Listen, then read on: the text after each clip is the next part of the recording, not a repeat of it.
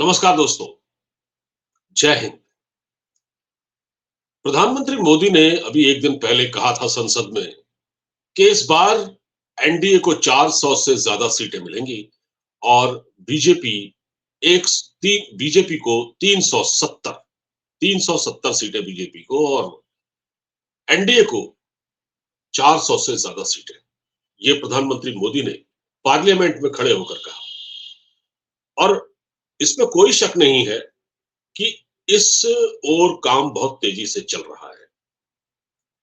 अभी उत्तर प्रदेश में जो राजनीतिक घटनाक्रम है, जिस प्रकार महागठबंधन को लेकर चर्चाएं हैं, उसे देखते हुए ऐसा कहा जा सकता है कि बीजेपी के लिए ये लक्ष्य ज्यादा मुश्किल नहीं है, नामुमकिन तो बिल्कुल नहीं है। और इसी काम को आगे बढ़ा दिया है आचार्य प्रमोद कृष्णम ने। आचार्य प्रमोद कृष्णम को आप जानते हैं, वो कल्की धाम के महंत हैं। पिछले दिनों वो प्रधानमंत्री मोदी से मिले थे और उन्होंने मोदी साहब को कल्की धाम के शिलान्यास के अवसर पर आमंत्रित किया है मुख्य अतिथि के तौर पर।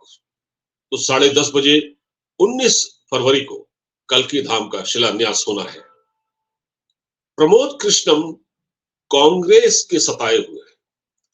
कांग्रेस में उनकी इंसल्ट की गई और उनको नोटिस थमाया गया। उनको नोटिस इसलिए थमाया गया था क्योंकि वो अयोध्या गए थे। अयोध्या में वो भगवान राम के दर्शन करने गए थे।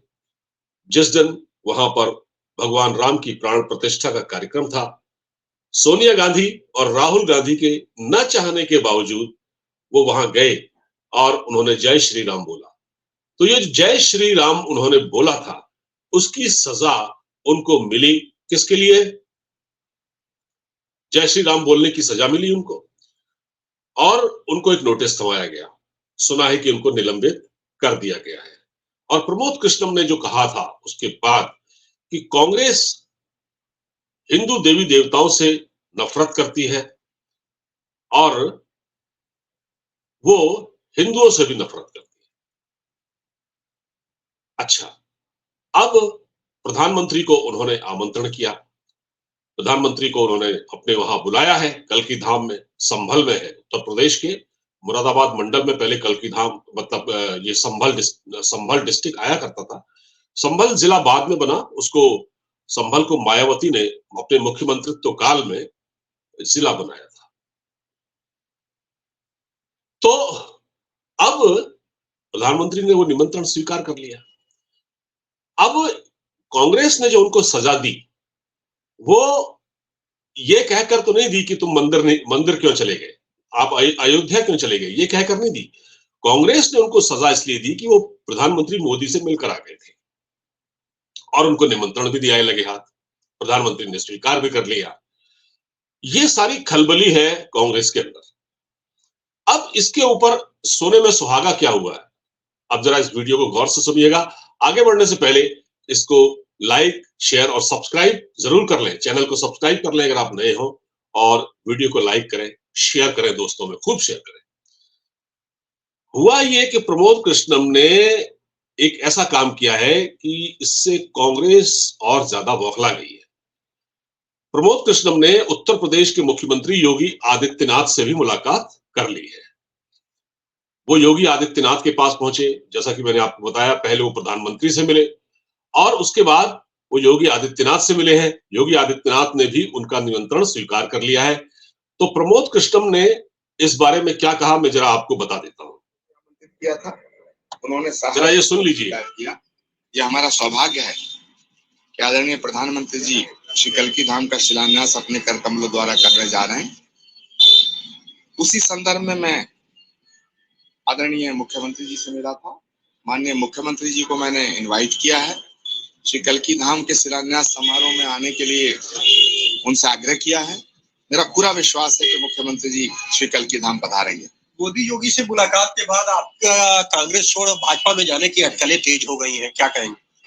मैंने तो कुछ नहीं छोड़ा है, ना मैंने कुछ पकड़ा है, ना मैंने कुछ छोड़ा, ना मैंने कुछ पकड़ा। हाँ, मैंने राम को पकड़ा है, मैंने भगवान को पकड़ा है, कल्कि धाम बनाने का संकल्प लिया है, कल्कि धाम का शिलान्यास हो रहा है और कल्कि धाम के शिलान्यास में यदि प्रधानमंत्री जी को निमंत्रण देना, उन्हें आमंत्रित करना, मुख्यमंत्री जी को निमंत्रण देना, उन्हें आमंत्रित करना, यदि कोई गुनाह है, राम मंदिर में जाना गुनाह है, तो उस गुनाह की सजा भुगतने के लिए मैं तैयार हूँ। कांग्रेस नेताओं को भी आमंत्रित किया है, सबको, भगवान सबका।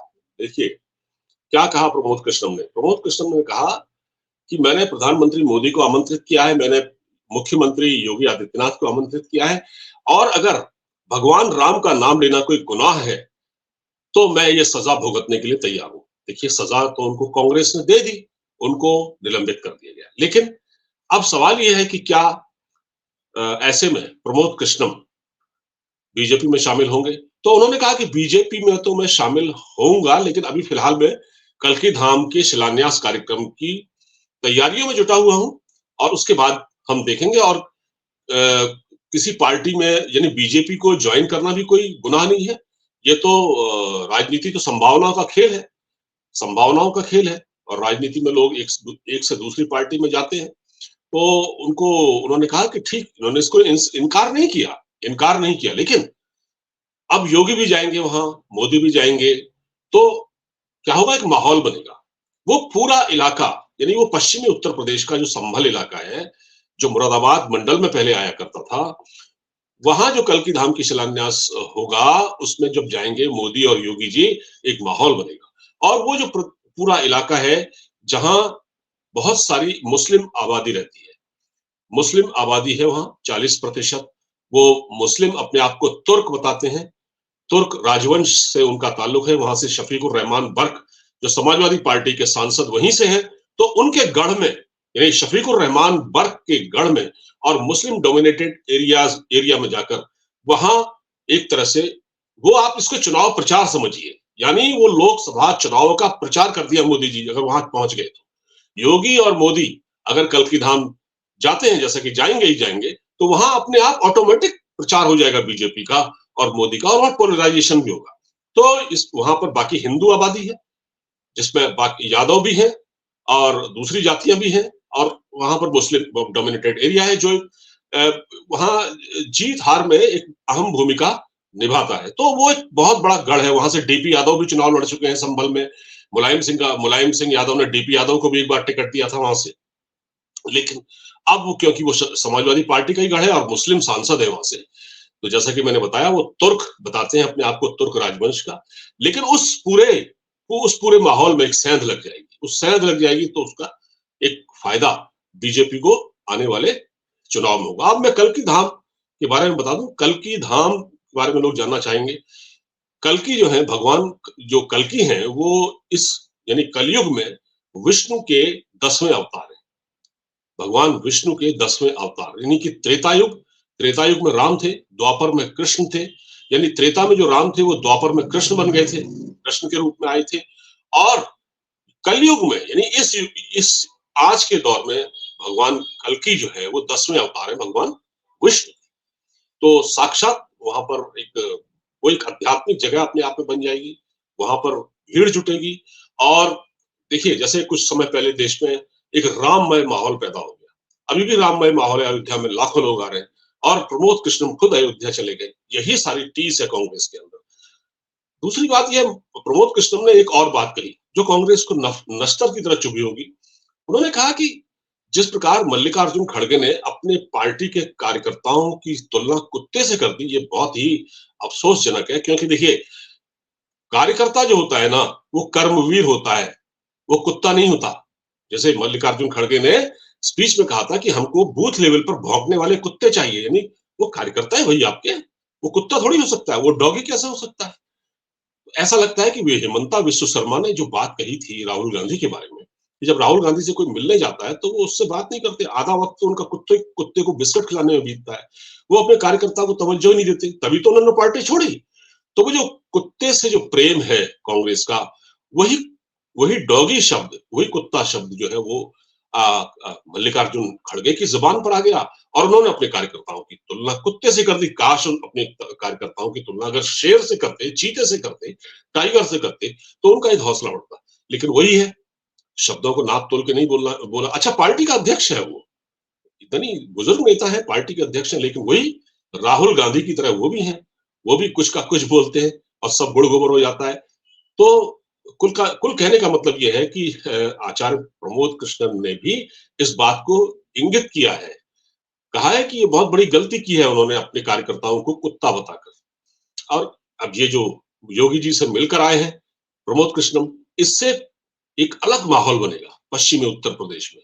और प्रमोद कृष्णन के बारे में बता दूं, 2019 में उन्होंने चुनाव लड़ा था उत्तर प्रदेश में।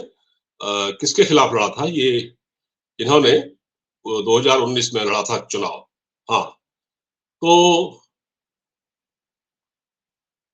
बहरहाल ये कांग्रेस के एक चर्चित नेता है, बहुत मतलब सोनिया गांधी प्रियंका गांधी के सलाहकार हुआ करते थे। उसके बाद जो स्थितियां कांग्रेस में बदली हैं, उससे ये भी काफी त्रस्त है।